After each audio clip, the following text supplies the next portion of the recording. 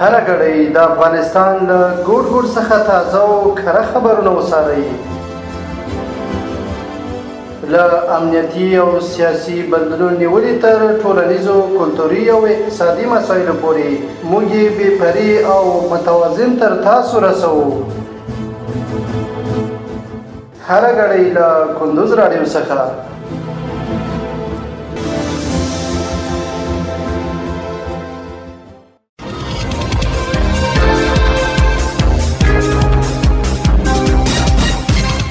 سلامونه او وخت مو بخیر. په راوړم د کندوز راډیو د دې ساعت مهم او وروستۍ خبرونو ته. نن سه شنبه د وګي 25مه نیټه ده چې د 2025م کال د سپتمبر له 14مې نیټې سره سمون لري. روانه خبري غړي درته زاد د جلیل احساس وړاندې کوم. خو په پیل کې هم د څو مهمو خبرونو سرټکي. کندوز کې د عیسائی ریاست فعالیتونه او خدماتو د ولایتي کمیټې له لوري وڅارل شول. په مزار شریف کې 2 سړکونه جوړ او ګټه اخیستنې ته وسپارل شول. تېره اونۍ د اوسپنې پټلۍ له لارې څه باندې 91,000 ټنه انتقالات شوي. او د ایران ولسمشر اسلامي هیوادونه دي د اسرائیل پر وړاندې یووالی وساتي. اوس هم بشپړ خبرونه. کندوز کې د عیسائی ریاست فعالیتونه او خدمات د ولایتي کمیټې له لوري وڅارل شول. د کندوز ولایت د څار او ارزونې ولایتي کمیټې ارزونې بهیر په لړ کې د دې ولایت د عیسائی او معلومات ریاست د فعالیتونو او خدمتونو کیفیت او د اداري چارو له بهیر څخه څارنه او ارزونه وکړه. په ارزونه کې د ولایت مقام د کارکونکو چارو رئیس، اداري اصلاحات او ملکي خدمتونو رئیس، مستوفیت رئیس، کار او ټولنیزو چارو رئیس او د فرمانونو او حکمونو د تعقیب مرستیال ګډون درلود.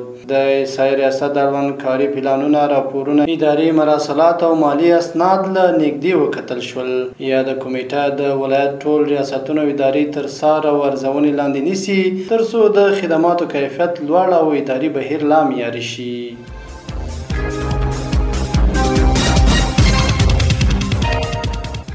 په مزار شریف کې 2 سړکونه جوړ او ګټه اخیستنې ته وسپارل شول.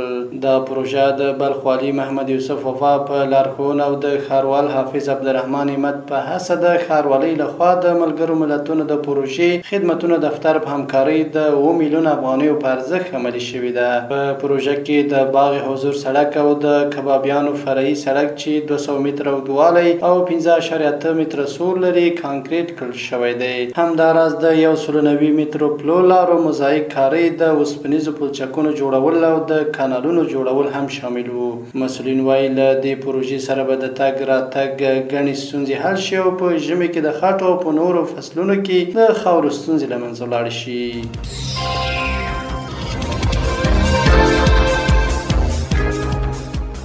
تېره اونۍ کې د اوسپنه پټلۍ له لارې څه باندې 91,000 ټنه انتقالات شوي. په تېره اونۍ کې د اوسپنې پټلۍ له لارې څه باندې 91,000 ټنه انتقالات ترسره شوي دي. ټول ګټو چارو وزارت ویلي چې تېره اونۍ د حیرتان، حقینیه او تورغونډۍ اوسپنې پټلۍ له لارې 91,303 متره ټنه توکي لېږدول شوي دي. په یاد توکي کې 356 ټنه توکي صادر شوي. دغه وزارت وایي دوی د هرې ورځې په تېرېدو د خپلو چارو د لا پراختیا او ښه والي لپاره هڅه کوي. موخه دا ده چې د هیواد سوداګرو ته ټول اړین امکانات برابر کړي او معیاري چوپړتیا وړاندې کړي.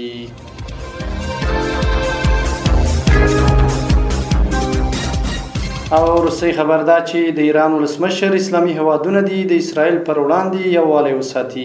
د ایران ولسمشر مسعود پزشکیان د دوحې غونډې ته له تګ وړاندې ویلي امکان لري اسلامي هیوادونه له اسرائیل سره خپلې اړیکې پرې کړي او تر اعظمه حده یووالی وساتي. هغه هیله څرګنده کړې چې اسلامي هیوادونه د اسرائیل پر وړاندې متحد شي او د دې هیواد د کړنو پر ضد ګډ او یو موټی دریځ خپل کړي. دا څرګندونې داسې مهال کېږي چې په دې وروستیو کې د قطر په شمول د سیمې پر څو هیوادونو د اسرائیل بریدونو پراخې نیوکې راپارولې دي. دا د دې مهال مهم او وروستي خبرونه. تر بیا ښه وختونه لوی الله مل شه.